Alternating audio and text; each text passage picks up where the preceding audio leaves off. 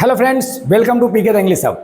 PK the English hub में आपका बहुत बहुत स्वागत है। दोस्तों, आज हम आपको पढ़ाने जा रहे हैं 21वीं सदी का बिल्कुल नया इंग्लिश ग्रामर, जिसको अभी तक आपने ना सुना होगा और शायद कहीं आपने पढ़ा भी नहीं होगा। अगर पढ़ा भी होगा तो मुझसे पढ़ा होगा। अगर आप हमारे अगर सेंटर में आए होंगे तो सर क्या है 21वीं सदी का इंग्लिश ग्रामर। तो चलिए आपके सामने पेश है 21वीं सदी के इंग्लिश ग्रामर में noun and it's uses and placement. आपने नाउन पढ़ा है, डेफिनेशन भी याद होगा, ठीक, लेकिन क्या आप नाउन का यूजेस जानते हैं? नाउन का प्रयोग क्या है? स्टूडेंट बोलते नहीं सर, हमको तो पता ही नहीं। क्या नाउन का प्लेसमेंट जानते हैं कि नाउन का प्लेसमेंट कहाँ होता है? तो नहीं। तो आज हम सब बताने वाले हैं आपको वीडियो में, बने रहे मेरे वीडियो के साथ। हम आपको बताएंगे नाउन क्या है, नाउन के प्रयोग क्या है, नाउन हम पढ़ते क्यों हैं और नाउन का प्लेसमेंट कहाँ कहाँ होता है। तो चलिए सबसे पहले हम बता देते हैं नाउन किसे कहते हैं। Noun is a naming word. ये तो रट्टा मारने वाला है। किसी व्यक्ति, वस्तु, स्थान के नाम को हम क्या कहते हैं? संज्ञा कहते हैं, ठीक। दूसरी बात है कि सर नाउन का प्रयोग होता कहाँ कहाँ है, इसका प्रयोग क्या है? तो मैं बताता हूँ कि नाउन का प्रयोग स्पेशली जब सेंटेंस बनाते हैं तो वहाँ पर हम नाउन का प्रयोग as a subject and object करते हैं, ठीक है। थोड़ा सा एग्जाम्पल देते हैं, ध्यान से सुनिए कि जो स्टूडेंट नाउन पढ़ लिया है और नाउन का प्रयोग नहीं जानता है उसको लाइफ टाइम क्या प्रॉब्लम होती है, थोड़ा सा हम शॉर्ट में आपको बताना चाहेंगे, ठीक। तो देखिए क्या होता है। अगर हम किसी स्टूडेंट को बोलते हैं कि रमेश बाजार जा रहा है और उससे पूछते हैं कि एक बात बताओ कि इसमें सब्जेक्ट कौन है, तो बोलता है सर पता नहीं सब्जेक्ट कौन है। कोई बोलता है बाजार है, कोई बोलता है जा है, कोई बोलता है रहा है, उल्टा पलटा। क्यों? अगर विद्यार्थी को पता हो कि नाउन वह शब्द है जो किसी वाक्य का या तो सब्जेक्ट बनता है और नहीं तो ऑब्जेक्ट बनता है, तो वहाँ पर स्टूडेंट क्या देखेगा कि इसमें नाउन कितना प्रयोग हुआ है। तो यहाँ देख लीजिए, यहाँ पर है रमेश एक नाउन है और दूसरा क्या है? बाजार है। मतलब कि इसमें एक सब्जेक्ट है और एक ऑब्जेक्ट है। तो सर हम कैसे पता करेंगे? नाउन तो मान लीजिए हम चुन लेंगे, लेकिन हमको पता कैसे लगेगा कि कौन सब्जेक्ट है और कौन ऑब्जेक्ट है? तो मैं बता देता हूं। देखो, पहले स्थान पर जो नाउन आया है ना, वो हमेशा सब्जेक्ट माना जाएगा और दूसरे स्थान पर आएगा वो क्या माना जाएगा? ऑब्जेक्ट माना जाएगा। हमेशा इस चीज़ को याद के रख लो। अब जिंदगी में कभी भी टेंस पढ़ने जाओगे और वहाँ पर टीचर रूल्स लिखवा देंगे और बोलेंगे कि इसको आप रूल्स पर बनाइए, तो वहाँ आपको सब्जेक्ट ऑब्जेक्ट चुनने में कोई प्रॉब्लम नहीं होगी। तो ये रहा यूजेज ऑफ नाउन। नाउन का प्रयोग किसी वाक्य में सब्जेक्ट या ऑब्जेक्ट के रूप में हम करते हैं। अब सवाल आता है कि सर क्या नाउन का और प्रयोग है? तो हाँ, किसी व्यक्ति, वस्तु या जीव, किसी को एक पहचान देने के लिए हम नाउन का प्रयोग करते हैं, ठीक। यूजेज यहाँ अगर खत्म हो गया, अब आप जान गए कि नाउन का यूजेज क्या है। अब दूसरी बात, सर इसका प्लेसमेंट क्या होता है? प्लेसमेंट, तो देखिए नाउन का प्लेसमेंट या तो नंबर 1 पोजीशन पर होगा, एक्सक्यूज मी, यहाँ पर देख लीजिए, या तो नाउन कभी भी अंग्रेजी वाक्य बनेगा तो अंग्रेजी वाक्य का जो स्ट्रक्चर होता है 1 2 3, 1 equal to subject, 2 equal to verb और 3 इक्वल टू ऑब्जेक्ट। मतलब कि नाउन का प्लेसमेंट जब भी होगा तो या तो फर्स्ट पोजीशन पर होगा यानी सेंटेंस के आरंभ में, और नहीं तो एट द थर्ड पोजीशन यानी कि तीसरी स्थान पर होगा। हम कभी भी किसी भी नाउन का प्रयोग हम सेकेंड पोजीशन पर नहीं कर सकते। एग्जाम्पल के देखिए, यहाँ पर जैसे मान लीजिए यहाँ दिया है राजू ईट्स एन एप्पल। अब यहाँ गौर से देखो, यहाँ देखो नंबर 1 है, ये नंबर 2 है और ये नंबर क्या है? 3 है। देखो पहले स्थान पर नाउन है as a subject and third स्थान पर नाउन है एज एन ऑब्जेक्ट। तो आप समझ गए प्लेसमेंट कहाँ होता है?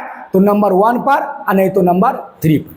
आपने बहुत सारे ग्रामर टीचर से पढ़े होंगे, बहुत जगह पढ़े होंगे, लेकिन किसी ने क्या आपको नाउन का यूजेज बताया है? क्या किसी ने आपको नाउन का प्लेसमेंट बताया? नहीं, वो सिर्फ परिभाषा रटवा दिए, लेकिन उसके बाद आप उसके बारे में कुछ नहीं जाने। तो आज जान गए कि नाउन का यूजेज क्या है और नाउन का प्लेसमेंट क्या है और ग्रामर में इसका इंपॉर्टेंस क्या है। अब आते हैं हम तीसरी पॉइंट पर जो वेरी वेरी इंपॉर्टेंट है और बिल्कुल आपको नया लगेगा कि सर मैं आज कुछ नया सीखा हूं। ठीक है, तो क्या, तो यहां पर kinds of noun, kinds of noun यानी नाउन के प्रकार के बारे में जानेंगे। तो आप बोलोगे कि सर मैं तो नाउन के प्रकार जानता हूं, हमें कोई प्रॉब्लम्स नहीं है, थोड़ा वेट करो। आज जो मैं आपको दिखाने जा रहा हूं ना, शायद तुम कितने भी ग्रामर पढ़े होगे ना, आपके पैर के नीचे की जमीन ना मूवमेंट करने लगेगी और तुम सोचोगे मेरा बीपी लो हो गया। घबराओ मत, तुम्हारा बीपी सही है। अब यहां पर देखो, noun on the basis of structure. Structure मतलब होता है बनावट। बनावट के आधार पर संज्ञा कितने होते हैं? 5 प्रकार के। Proper noun, common noun, collective noun, material noun and abstract noun. ये हम सब पढ़ते हैं, ये सब किताब में अवेलेबल है, हम सब जानते भी हैं इसको। लेकिन नीचे है noun on the basis of existence. अस्तित्व के आधार पर संज्ञा कितने प्रकार के होते हैं? बोले सर मैं तो ये पहला बार देख रहा हूं कि अस्तित्व के आधार पर संज्ञा होती है। यस, होती है। अस्तित्व के आधार पर संज्ञा को 2 वर्गीकरण करेंगे। अगर अस्तित्व के आधार पर on the basis of existence के आधार पर अगर हम नहीं पढ़ेंगे तो हमारा आर्टिकल चैप्टर फंस जाएगा, आर्टिकल चैप्टर फंस जाएगा। ठीक, तो अब तीसरा है noun on the basis of action. क्रिया के आधार पर संज्ञा का वर्गीकरण, क्रिया के आधार पर संज्ञा का वर्गीकरण। तो सर मतलब क्या? मतलब है कि ये 2 प्रकार के होते हैं, एगो एक्टिव नाउन, एगो नॉन एक्टिव नाउन। तो सर इसको पढ़ने से फायदा, तो मैं बताता हूं। देखो, अगर एक्टिव नाउन और नॉन एक्टिव नाउन में तुम अंतर नहीं जानते हो तो तुमको समझ में नहीं आएगा कि ये सेंटेंस है या स्टेटमेंट है। जैसे मान लीजिए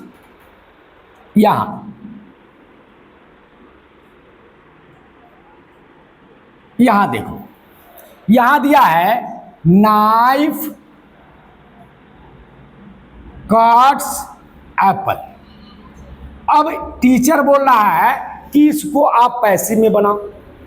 अब तुम क्या बनाओगे? Apple is cut by knife. Teacher बोलेगा रॉन्ग, गलत है। बोला सर क्यों? तो नाइफ के पहले बाई का प्रयोग नहीं होगा। तो सर क्यों नहीं होगा? तो बोलेगा नहीं होता है, मान लो, लेकिन चलो हम तुमको रीजन बता देते क्यों नहीं होता है। नाइफ जो है नॉन एक्टिव नाउन है, एक्शन के आधार पर वो निष्क्रिय संज्ञा है और निष्क्रिय संज्ञा कभी भी बाई प्रीपोजिशन नहीं ले सकता है। ठीक, तो अगर हम नहीं जानेंगे तो आज नाइफ आया है तो हम बाई नहीं लगाएंगे, इसके बाद एक्स आ जाएगा तो क्या करेंगे, चेयर आ जाएगा तो क्या करेंगे। तो आज हम जान गए कि नॉन एक्टिव नाउन को पैसिव में कभी बाई एजेंट नहीं लेता है। अब यहां भी आ जाओ, बता देते हैं। Noun on the basis of existence, अस्तित्व के आधार पर संज्ञा 2 प्रकार के होते हैं, डेफिनिट नाउन और इनडेफिनिट नाउन। सर प्रयोग क्या है? तो बताता हूं, देखो प्रयोग को। जब हम आर्टिकल पढ़ते हैं तो सर बोलते हैं कि आर्टिकल 2 प्रकार के होते हैं, डेफिनिट नाउन और इनडेफिनिट नाउन। इनडेफिनिट आर्टिकल और डेफिनिट आर्टिकल हम आराम से लिख लेते हैं। ठीक, फिर सर ए एन का प्रयोग सिखाते हैं, फिर द का प्रयोग सिखाते हैं। ठीक, तो अगर आर्टिकल 2 प्रकार का है तो नाउन भी 2 प्रकार का होगा, डेफिनिट नाउन और इनडेफिनिट नाउन। तो सर थोड़ा हमें डिटेल से बता दीजिए। डेफिनिट नाउन वह नाउन है जो पूरी दुनिया में कैगो है, एगो है, उसे कहते हैं डेफिनिट नाउन और वहाँ पर द आर्टिकल लगता है। और इनडेफिनिट नाउन, ठीक, तो वह नाउन जिसकी संख्या दुनिया में 1 से अधिक है उसे कहते हैं इनडेफिनिट नाउन। तब यहाँ पर क्लियर हो गया कि जो एगो होगा डेफिनिट होगा वो द लेगा, जो 1 से अधिक इनडेफिनिट होगा, है ना, वो क्या लेगा, ए एन में से कोई एक लेगा। तो जब आर्टिकल पढ़ाएंगे तो वहाँ पर हम आपको एक बार रिमाइंड इसको करवाएं। ठीक, क्लियर हो गया, एक्शन भी क्लियर। अब यहाँ आइए, noun on the basis of count, गणना के आधार पर संज्ञा का वर्गीकरण। तो गणना के आधार पर संज्ञा 2 प्रकार के होते हैं, काउंटेबल एंड अनकाउंटेबल। तो काउंटेबल मतलब गणनीय, अनकाउंटेबल मतलब अगणनीय, जिसको गिन नहीं सकते। ठीक, तो ये तो आप जानते हैं, लेकिन क्या आप जानते हैं कि अनकाउंटेबल नाउन भी 2 प्रकार के होते हैं, एगो प्योर अनकाउंटेबल, एगो इम्प्योर अनकाउंटेबल। इसके बाद वाला वीडियो देखिएगा, इसको हम थोड़ा ऑपरेशन करेंगे।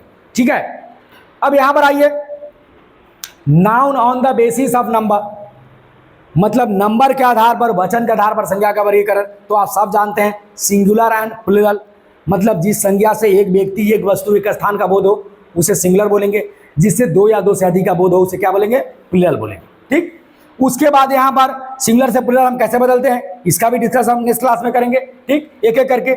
उसके बाद noun on the basis of gender, यानी कि लिंग के आधार पर संज्ञा कितने प्रकार के होते हैं, तो 4 प्रकार के। मैस्कुलिन मतलब पुल्लिंग, फेमिनिन स्त्रीलिंग, common gender and neuter gender. Common gender मतलब होता है वह जेंडर, है ना, जो मतलब स्त्री और पुरुष दोनों जाति के लिए प्रयोग होता है, जैसे टीचर है, डॉक्टर है, ये सब क्या है, कॉमन जेंडर है। तो हम जब जेंडर पढ़ाएंगे तो वहां पर इसका डिस्कस करेंगे। Noun on the basis of uses, अब देखिए प्रयोग के आधार पर संज्ञा का वर्गीकरण, ये आप नया देखिएगा। प्रयोग के आधार पर मतलब, तो देखिए अब क्या होता है ना कि एक सेंटेंस हम लिखते हैं, देखो यहां पर लिखते हैं कि आई गो टू मार्केट, मैं बाजार जाता हूं, और मैंने एक लड़की को बोला अपने क्लास का, गर्ल्स का, हम बोले क्या बनाओ कि मैं किताब पढ़ती हूं, तो उसने बनाया आई रीड, है ना, टू ए बुक। तो हम बोले यहाँ पर टू क्यों लगाए, बोला आप भी तो लगाए हुए हैं, तो हम नहीं लगाए। नहीं, लगाओ, फिर टू लगाए क्यों, बोला आप थोड़ी बताएं। एग्जैक्टली बोले हो कि नहीं बताए। तो क्या होता है कि यहाँ पर मार्केट के पहले टू लगा है, क्योंकि मार्केट स्थान सूचक। इस दुनिया में जितने भी नाउन है वो कैटेगरी यानी यूजेज के आधार पर 4 प्रकार के। एक है आपको स्थानवाचक, व्यक्तिवाचक, वस्तुवाचक, और चौथा है भाववाचक। अगर इसको नहीं जानोगे तो ग्रामर फिर आगे जाकर फंसेगा। तो आप लोग करते क्या हो ना, रट्टा मारते हो। रटो मत, सीखोगे तब जाकर लिखोगे। अगर ऐसे क्वालिटी ऑफ ग्रामर चाहिए ना पढ़ने के लिए, तो ऑनलाइन क्लासेस मेरा यहाँ ज्वाइन कर लो। अगर ऑफलाइन पॉसिबल है तो चले आओ शिवर वार्ड नंबर 16 में, जहाँ क्लेवर चिल्ड्रन चलती है, RS कॉमर्स कोचिंग सेंटर चलती है, जहाँ पर RS साइंस क्लासेस चलती है, बिल्कुल 16 नंबर वार्ड में हीरो एजेंसी, जिससे जो रोड गर्ल्स स्कूल तक आती है, वहाँ पर आइए। वहीं पर आपको PK सॉ इंग्लिश क्लासेस मिलेगा, जहाँ पर quality of grammar, spoken English, pronunciation factor, writing skill development, हम आपको रटना नहीं लिखना सिखाएंगे। I will teach you how to write English, how to speak English, how to speak correctly, ये हम आपको सिखाएंगे। मतलब मैं आप में इंग्लिश लिखने और बोलने की क्षमता को डेवलप करूंगा, ना कि आपको रटने की क्षमता को बढ़ाऊंगा। ठीक है, अब यहां पर आते हैं noun on the basis of life. जीवन के आधार पर संज्ञा कितने प्रकार के होते हैं, तो 2 प्रकार के, एगो living and non living. Living and non living. तो आज मैंने आपको कैटेगराइज कर दिया है। इस वीडियो को सेव करके रखो या स्क्रीनशॉट लेकर रख लो। अगली वीडियो में आऊंगा तो मैं एक एक करके प्रत्येक को 1 by 1 डिस्क्रिप्शन के साथ, एग्जाम्पल के साथ मैं आपको बताऊंगा। ठीक है, thanks for watching this video, thank you very much, see you again in the next video, bye bye.